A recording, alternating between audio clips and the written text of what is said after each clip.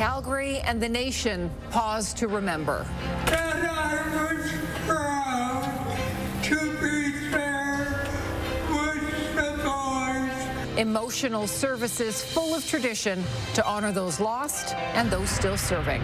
Plus, the local connection to a 50-year-old cold case in Las Vegas. DNA testing reveals a Calgary victim and a suspect with links to the mob. And a campaign sign that should have been removed weeks ago hits a Calgary driver. Essentially, since it hit 3 panels, the estimate went up to a little over $6 grand. The election hangover causing thousands of complaints to the city. CTV Calgary, local breaking news with Tara Nelson. Hello, and thank you for joining us. Thousands of Calgarians gather today to pause and remember the men and women who served our country, those who survived and those who didn't make it home. Alicia Fieldberg takes us to some of the services around our city.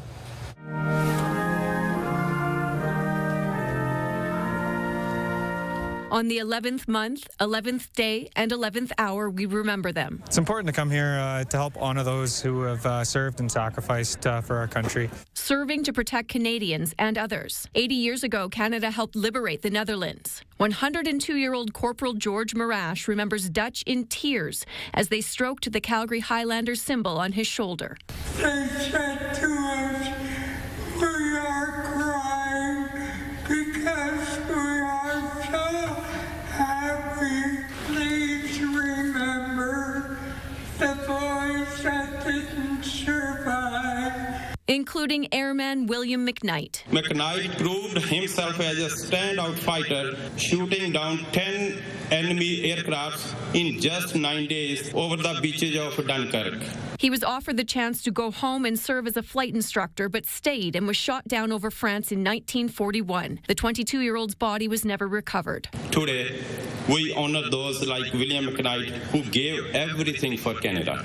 Fewer than 4,000 Second World War veterans remain. The oldest in Calgary, 106-year-old Bill Wright, thinks of close friends who were killed. One guy that played hockey, I was the center ice man. He was my right winger, and he was an air gunner, and he came back dead in the first trip he ever went on. It always makes you wonder why, you know. Wright also served with the Air Force. When he enlisted in 1940, he expected to be stationed overseas, but instead served 5 years in Manitoba, becoming a sergeant responsible for purchasing for the canteens. He was colorblind, so he was not allowed to fly, and so that disappointed him, but he still made the choice to stay. I'm proud that he's able to still talk about it and remember and honor. An important part of paying tribute and ensuring future generations understand the sacrifice. Until there's nobody left to do it, then there will be people coming out to remember. Thank you. It means it wasn't for nothing. Alicia Fieldberg, CTV News, Calgary. A cenotaph is an important monument in cities and towns right across Canada, commemorating warriors who died in action. Today, High River unveiled a new one. It's located at the Highwood Centre, and hundreds of people from the community showed up to see it for the first time. Kevin Fleming was there too. It was wrapped up to hide the detailed stonework until its unveiling. High River now has a new cenotaph in front of the Highwood Centre. It's a mixture of grey granite and red granite. So we have the eternal flame on top and the poppy, and then a border halfway up that are in the red granite, and over the light grey. It's very impressive. The project was in the works for 5 years, but Tim Whitford says it really came together in the last 12 months.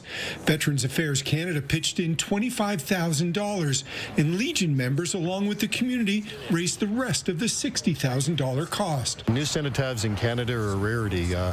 Most of them, like I said, have gone back to the First World War, and then maybe in addition for the Second World War in Korea. But new ones, no, they're very, very rare. Local cadets were on hand for the ceremony. We have the 4 people standing guard. Basically just giving soldiers, respect to the fallen soldiers and those who are still serving. Anita Bowes laid the first wreath in front of the cenotaph in memory of her son Chad Horn, who died while serving in Afghanistan. There's always a soft spot for all the veterans and the cadets that are coming up through and the ones that are still fighting. And even the ones that have fought and now they have their own internal battles that they're fighting now, which really gets to me. The head of the High River Legion says it's a relief to have the cenotaph finished in time for Remembrance Day ceremonies. It's nice to have it in the rearview mirror, for sure, probably especially for Tim and Michael. It's been a lot of work for them, a lot of sleepless nights, I'm sure. But now that it's over, it's beautiful. It's just beautiful. We're very proud of it, that's for sure. Kevin Fleming, CTV News, High River. The original cenotaph was built on a weak foundation. Pieces of it were saved, though, and they are now on display inside the Memorial Centre. There was a cenotaph ceremony in Lethbridge today.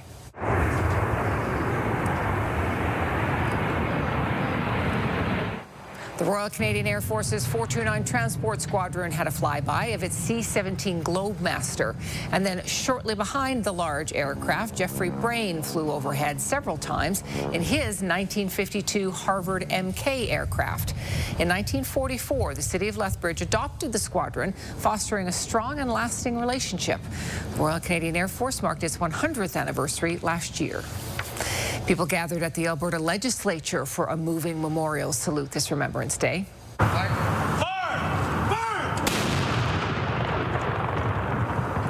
A 21-gun salute marked the end of 2 minutes of silence in honor of fallen soldiers who sacrificed all for service of their country. People from all walks of life filled the legislature grounds to take in the ceremonial firing of blank artillery rounds.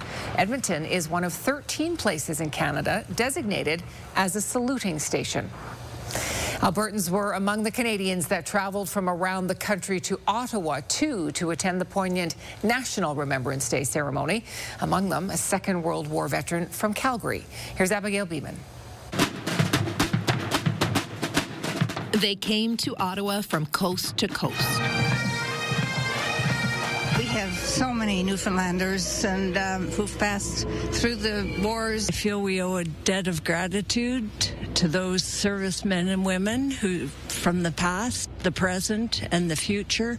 There's a heaviness, knowing each year fewer and fewer are at the national ceremony like Elmer Friesen. Here from Calgary at 103. Second World War veterans now number fewer than 4,000. I'm so glad that my son thought I should come here to experience this alive. So moving. If we don't remember, well, the world's enough of a mess. You can see what happens when we don't. Time marches on. Now we have to remember our newer veterans, ones returning from Afghanistan, Bosnia, and the newer conflicts, and what we're facing today. My transition's been pretty good. I have good days, bad days. To be here today is something that I've always wanted to do. A service imbued with meaning. The Silver Cross mother, Nancy Payne, remembers son Randy, killed in Afghanistan. Weather so miserable, the traditional fly past replaced by a single helicopter. But still, they stood. You want to stand up? Yes, I do. Elmer Friesen determined to lay a poppy on the tomb of the unknown soldier for his late brother. They sacrificed so many guys and never came home. And here I am sitting here and people are admiring me for, and it was a privilege for me to be in the service. It has become a tradition to lay a poppy here after the ceremony, a small but impactful gesture, leaving a striking red tribute to all those who served and those who gave their lives for Canada. Abigail Beeman, CTV News, Ottawa. Solemn ceremonies were also held across parts of Europe today. In Paris, French President Emmanuel Macron drove down the Champs-Élysées, escorted by cavalry and troops. He laid flowers under the Arc de Triomphe before greeting military veterans. In the United Kingdom, Princess Kate attended a national memorial ceremony honoring fallen soldiers and paying tribute to those who have served in the British military. Queen Camilla led a remembrance service at Paddington train station, laying a wreath of poppies. If you missed our live coverage of the moving Remembrance Day service at the Hangar Flight Museum this morning, you can still see it in its entirety online. Just go to ctvnews.ca/Calgary.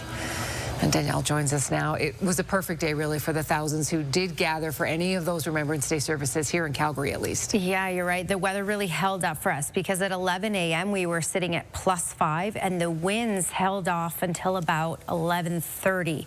That's when they started to kick in. So we did okay when you compare us to Ottawa. They had a wind chill of -9 and it was snowy right up until 10:30. All right, we're sitting at 9 degrees right now. We got to a high of 12 today. We have a gust of 43 kilometers per hour that just registered at the airport. So we're not done with these gusts yet. But for the next 2 hours, you'll notice it calming down. And then by tomorrow, we are not looking at wind gusts. We're still looking at a high of 12. We'll still have some cloud cover at times, also some sunshine at times. So a really nice day for tomorrow. We'll hold on to the warmth for 2 more days. Then it's a big weather change for the weekend. I'll show you that coming up, Tara. Thank you, Danielle. It has been nearly 6 decades since a Calgary woman feared dead was last seen in our city. Her belongings were found near Las Vegas a few years later. Now she has been identified as a murder victim of a cold case in the Silver State. Tyson Fedor is in Richmond tonight. Tyson, that's where family reported Anna Sylvia Just that she disappeared. It is most certainly, Tara, and it was in a home here in the 2100 block of 22nd Avenue Southwest where Just was living. In 1966, a missing persons case was then opened by Calgary police, and 2 years later, her belongings, such as her suitcase, passport, plane ticket, and some bloodied clothes were found in the desert near the Vegas suburb of Henderson. Now, Las Vegas Metro Police say that they had feared she had died at the time and tied her as an associate to a union mob boss named Tom Hanley. He was accused of allegedly killing just over money she had owed him, but no evidence was ever found. Just was 29 years old, working as a stenographer in the Vegas suburb of Henderson, and in 1970, kids playing in the desert located a shallow grave with human remains. The body, however, was never identified.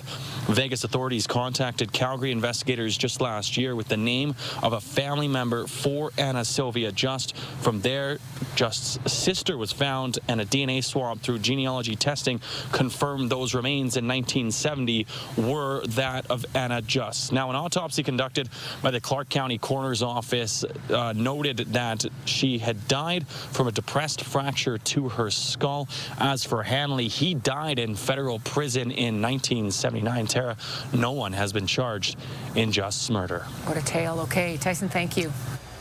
Campaign signs are supposed to be removed within 72 hours of an election. 3 weeks later, the city has received hundreds of complaints about signs that remain, one of which struck a vehicle. And enjoy it while it lasts. Many Calgarians are soaking up this mild November and all it has to offer. We are back in 1 minute.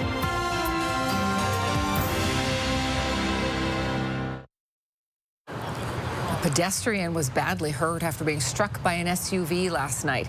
It happened around 6:30 at 16th Avenue and 2nd Street Northwest. Paramedics say an adult was taken to hospital in life-threatening condition. There is no word on charges. Calgary's municipal election was more than 3 weeks ago, but some of the signs still linger. A Calgary driver came upon one of those missed campaign signs when it ended up damaging his vehicle. The city says it is now reviewing its bylaws after more than 1,000 complaints. Here's Jordan Canigan. For weeks, they were everywhere. Campaign signs in Calgary were supposed to be removed within 72 hours of Election Day, but not all disappeared. Right as I was passing the intersection, there must have been a gust of wind, and a loose sign just flew right up into the car right across me and just caught me by surprise. A surprise last week when Patel's Tesla was hit by an election sign whipped up by the wind. Its wooden stakes and screws left scratches on the SUV's front end. And I think that headlight's what makes it really expensive, but essentially since it hit 3 panels, the estimate went up to a little over $6,000 from a company that deals with Tesla cars. The city's temporary sign bylaw says the owner of the sign is responsible for damage. Patel says he got the runaround sent from one city department to another to bylaw services with little answer for more than a week. The city says it had more than 1,000 complaints about election signs over the last several months. We are now receiving 311s about signs that haven't been cleaned up, so we're taking action on those. Our next step will be to review from a lessons learned perspective the entire process of election signs during the election period and before. A spokesperson for the Calgary party says it removed more than 10,000 signs and posters in the 3 days following the election, adding, "We have no idea how one of our signs was missed, nor any idea how it could have been impacted so much by the wind. We will work with the car owner to ensure a successful resolution to this unfortunate incident." The biggest frustration is that the sign's there. The sign wasn't secured properly. You can see how short the stakes are. You can see a bunch of screws that were put in. There was multiple screws put in there. Jordan Gannigan, CTV News, Calgary. Officials say they are considering amendments to the election sign bylaw and will come to council with suggestions. Fines are possible for what the city calls rampant abuse of the bylaw, but officials say they are working with candidates and parties to let them know about complaints. This is CTV News, Calgary. People in Eastern Canada are dealing with winter weather conditions. In Quebec, hundreds of thousands of people woke up without electricity after power lines were knocked down. About 20 centimeters fell in downtown Montreal. The mixed bag of freezing rain and snow created hazardous road conditions and forced dozens of school closures. The province's deadline for drivers to install winter tires is December 1st. No real sign yet of winter in Calgary, though people were out enjoying the unseasonably warm temperatures along the river and even on the fairways. Here's Jacqueline Wilson. There were birdies in the trees and on the scorecards at Fox Hollow on Tuesday, with 115 golfers enjoying a round. It's a great way to just have some fun, get together with some friends, and hit a few golf balls late in the season. Though it's not your typical round right now. We're in winter golf season right now, which is temporary greens and tees. The conditions out there are as fun as you make it, so it's not real golf anymore, but it's close to, and it's what Calgary gets in November. Many people also took time in the afternoon to go for a walk along the river. Just some fresh air, catching up with a friend, then continuing on the day.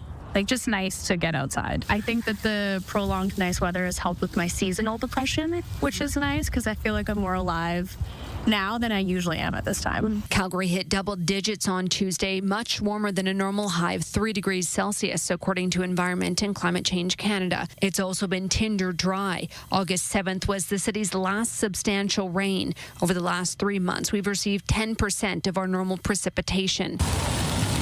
Those warm, dry, and windy conditions didn't help a grass fire Monday night that burned near Deerfoot Trail and 16th Avenue. Environment Canada says wind gusts were up to 60 kilometers per hour at the time. There is a chance of some snow later this week, which is good news for decreasing the fire danger, but bad news for avid golfers. You never know, if some sun comes out in December, we might open up again. A golfer can always hope. Jacqueline Wilson, CTV News, Calgary. Truly, we cannot complain. We've had a terrific fall. Really, it's been beautiful. It's been really great. And, you know, if you're one of those people that really likes some snowfall, that's on the way too. Colder temperatures. We're going to talk about that because it's a game changer for us on the weekend. Yesterday was very, very gusty. Some communities 100 and even above 100 kilometers per hour with regards to gusts. But all of this, we've been in the Chinook pattern all week. That really pumped up the temperatures. So Brooks, there were 6 communities that had new record highs yesterday. Brooks is one of them, got to 18.1. Camrose got to just above 14. Jasper as well. High level 7.8. And the Esther area, 15.7. Okay. Well, we weren't as warm today, but the gusts weren't as strong today. So it all relates. 57 kilometers per hour was the max gust in Pincher Creek, 44 in the city, and above 60 in Lethbridge. The winds will be a lot calmer for tomorrow. So tomorrow is a calm wind day, but it will return for Thursday. 9 degrees is the temperature in the city right now, 8 in Lethbridge, 5 in Medicine Hat, and at that freezing mark in Brooks at the moment. Radar and satellite, you can see, yep, we have that Chinook arch. It's that classic pattern that you can see really over parts of the QE2, Highway 2, Calgary. Of course, you saw that out there today. And the winds didn't really pick up until almost the noon hour, so we did okay with regards to the Remembrance Day ceremonies today. When we look at these next couple of days, on and off cloud cover certainly possible.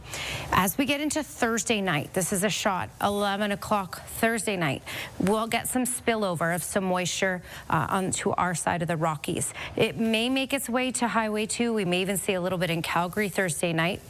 But the bulk of this is Friday and Saturday. You remember the last little snowfall we had? Add a little bit more snow to that, and that's what it looks like we're going to get Friday and Saturday. So tomorrow the winds will be calmer, which is why we'll only get up to 7. The winds will pick up again out of the west, gusting up to 50 kilometers per hour on Thursday, and that will get us back into the teens for our daytime high. When you look at Friday and Saturday, the system will cool things down significantly. We'll be around that freezing mark for daytime highs. About 1 millimeter of rain is possible. We may even get some freezing rain mixed in with this as well, and 1 to 3 centimeters of snow that will carry over into Saturday. Saturday, we'll struggle to get to the freezing mark, and this is a longer-term cool down, as you can see right here. 14 degrees on Thursday, and then after that, we're closer to that freezing mark for the next 8 days. That was your Action Furnace 10-day forecast. Thank you, Danielle. No insurance for you unless you get a new roof. That's what an insurance company told a Calgary woman. We'll explain why she's so frustrated. Also ahead, a fictional hotel from the movies comes to life in Alberta in Gingerbread.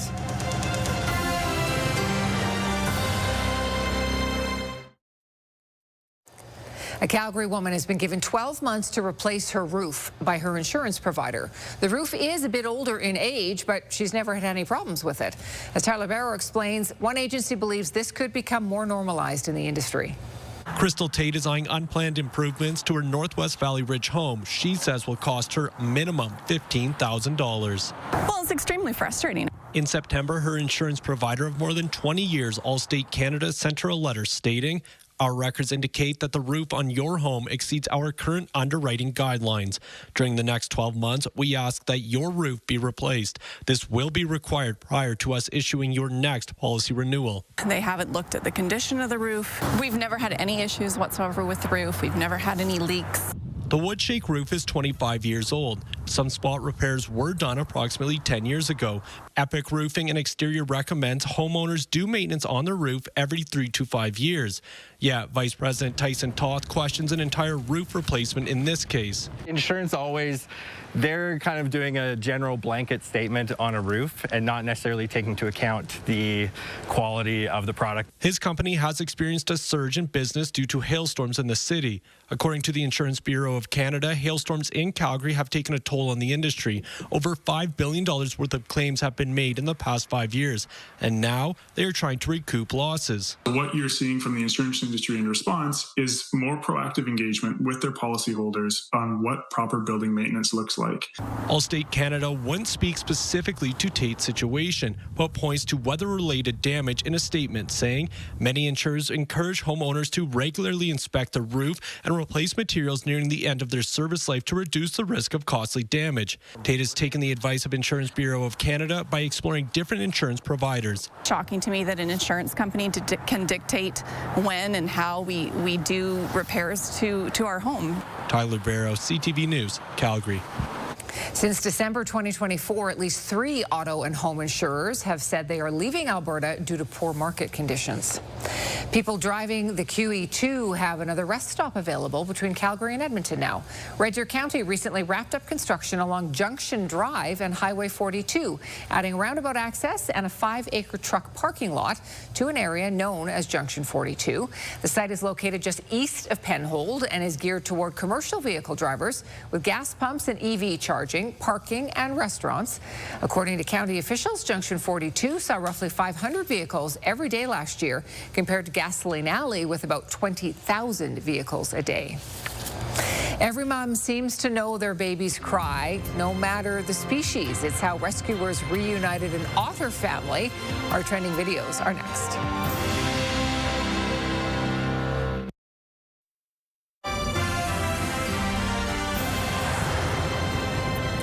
A bakery in Edmonton is creating a massive gingerbread house, or rather hotel. The owners typically go all out for the city's All Is Bright Festival, which rings in the winter season. And this year's theme is the Grand Budapest Hotel, famous from the Wes Anderson movie. Nara Manisa reports. I'd rather put a shim in there, honestly. Yeah, we could do that. It's all hands on deck as Garner and Kelsey Beggs deck out this gingerbread house. We are under a real tight deadline here. We have hours left to finish it, so it's going to be a non-stop slog from now until its unveiling. Every couple of years, Duchess Bake Shop creates an elaborate gingerbread house. This year's theme? Grand Budapest Hotel. So one of my favorite Wes Anderson films. This is the hotel in the movie, and this is the Duchess version so far. It's made up of more than 90 kilograms of gingerbread, approximately 30 kilograms of melted sugar, and a whole lot of royal icing. Hundreds of hours go into the creation of it. In previous years, Duchess recreated Hogwarts from Harry Potter, the castle from Frozen, and the Milan Cathedral. It just makes me happy. I don't know. To me, gingerbread is synonymous with the season. The gingerbread displays come with a charitable connection. Anyone who brings in winter clothing donations like gloves and toques or toiletries will be entered into a draw. And we draw that winner in the new year, and them and 10 of their friends get a demolition party. So they can bring baseball bats and sledgehammers, crowbars, whatever they want, and they can destroy the Grand Budapest Hotel. This year's donations are going to iHuman, a nonprofit that helps homeless and marginalized youth. We see a number of youth every year come in with the really bad frostbite, some of them actually losing their toes and fingers. The Grand Budapest Gingerbread Hotel will be on display at Duchess for the next few weeks, starting this Saturday. Nara Manisa, CTV News, Edmonton. It's too beautiful to eat. Yeah, why would you want to take a baseball bat to that? Well, you'd have to destroy it to eat it, though. That's the thing. That's true. I also think of how many kids' hands were on that by the time it's time to destroy it. Okay, so you don't want to eat it, is what you're saying. All right, well, have you ever heard of a volnado? You're about to see one. Okay, take a look here. This is pretty amazing video. Two spectacular phenomena occurring side by side. So this is Hawaii's Mount Kilauea volcano spewing a massive fountain of lava, reported to be about 1,000 feet in the air.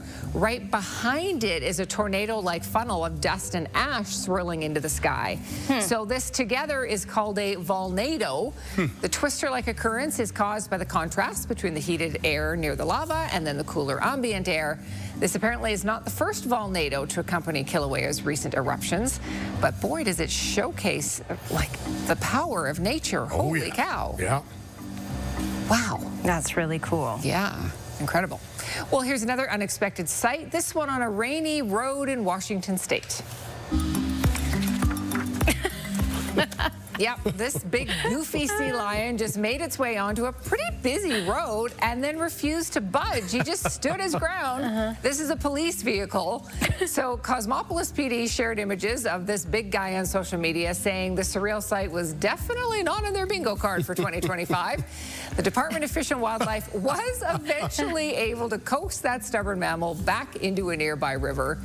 Police later updated their own Facebook profile using some Photoshop and turned it into a police officer. Leave me alone, I'm enjoying this rain. Yeah, he wasn't going anywhere. How do you move a guy that size? Yeah, couldn't get him into the police car, that's for sure. You just wait for him to move along. Well, finally, an adorable reunion between a baby otter and its mother on the California coastline.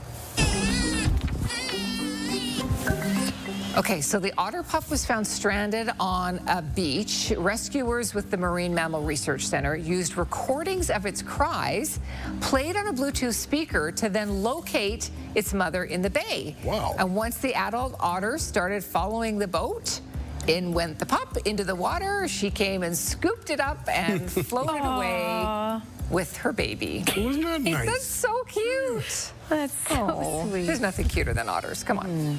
Very sweet. An Alberta brewery is honoring soldiers who fought in the First World War with a special ale. It's brewed in the manner popular with soldiers who fought at Vimy Ridge. Stay with us for those details.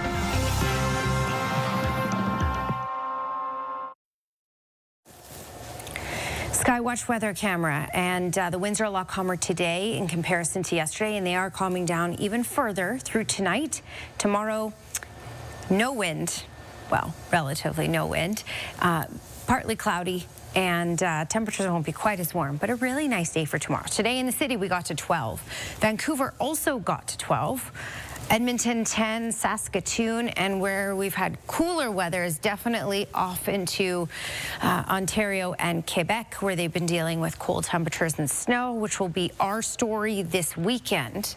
At the freezing mark right now in Brooks, 9 in Calgary, 8 in Lethbridge. Again, the winds are slowing down at this point, which is nice. We still have that Chinook arch in place. You can see that on the satellite imagery here.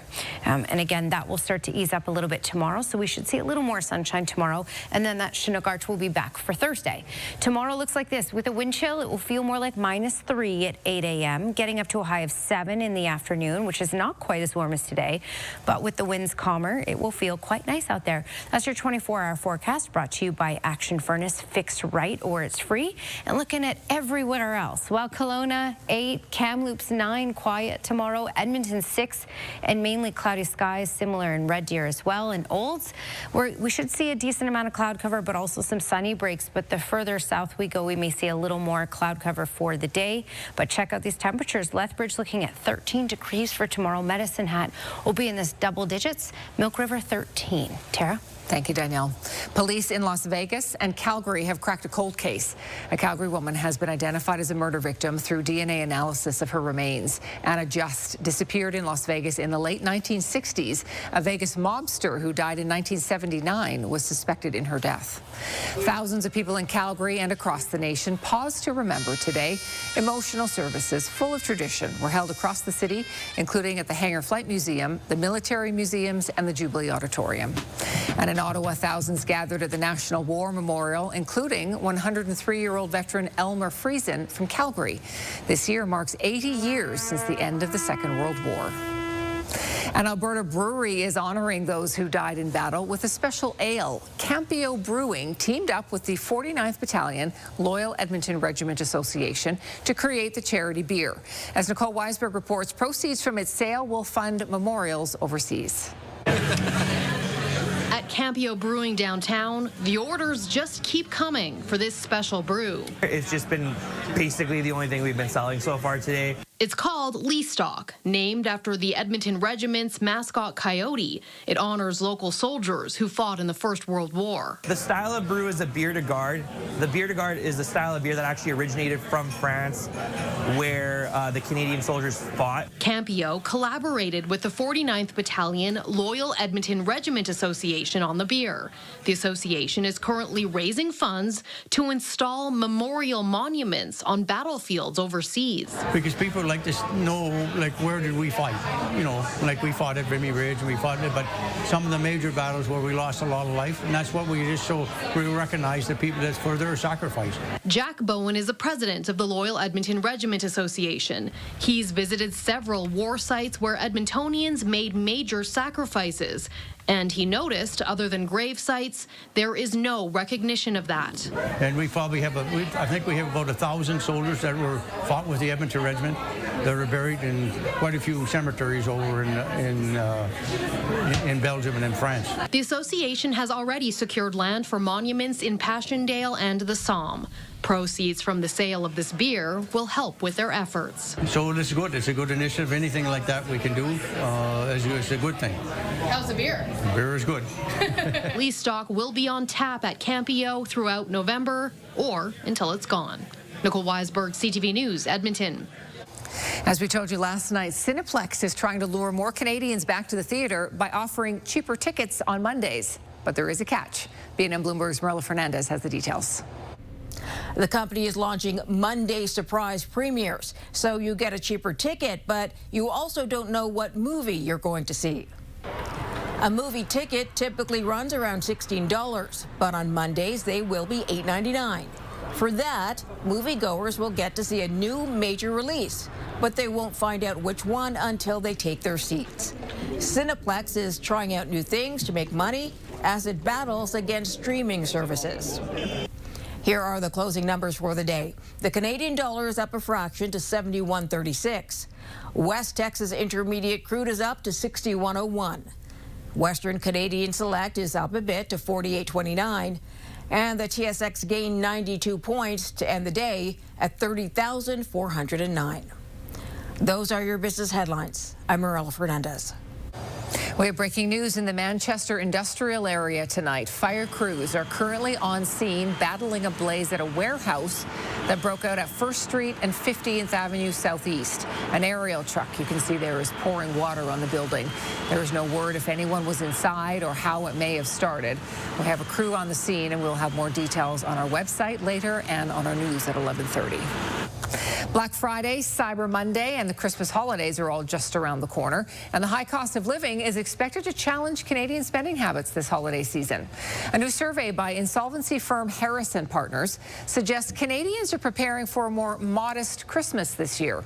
Nearly 72% of the more than 1,800 Canadians surveyed in November say they will cut back on Christmas spending, and 85% expect to adhere to a strict budget this season. More than half of those polled also report feeling financially unprepared for the holidays. G7 foreign ministers are convening in Ontario for a meeting on a series of pressing global issues. Foreign Affairs Minister Anita Anand is meeting today with representatives from Japan, France, Brazil, India, and Germany to discuss global peace and security. It comes ahead of a bilateral meeting with U.S. Secretary of State Marco Rubio on Wednesday afternoon to discuss critical mineral development, economic resilience, and defending democracy and international law. Still to come, the Flames are on the road in St. Louis tonight. They will need to put up some goals after getting shut out in their last 2 games. Glenn joins us next.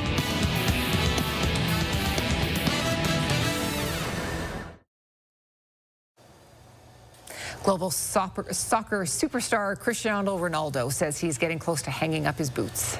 So you expect this World Cup to be your last, do you?